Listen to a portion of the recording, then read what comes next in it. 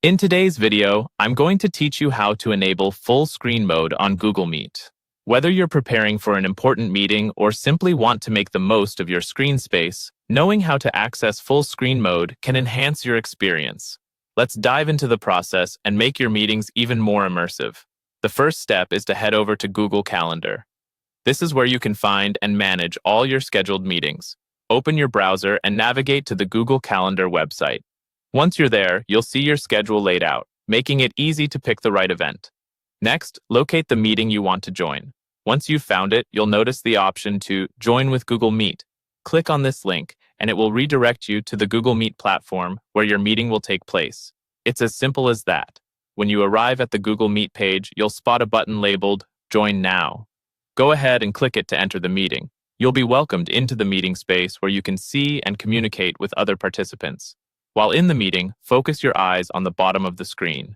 There, you'll find an icon with 3 vertical dots indicating More Options. Click on it to reveal a menu that includes various settings and options for customizing your meeting experience. Among the options that appear, you'll see Full Screen. Clicking on this will expand the meeting window to cover the entire screen. This is especially handy when you need to focus on the content being shared or just want to avoid distractions from other open applications. If at any point you want to exit full screen mode, don't worry. The process is just as simple. Click on the More Options icon again, and this time, select Full Screen _ Exit. This will return your screen back to its regular size, allowing you to switch back and forth with ease during your meeting.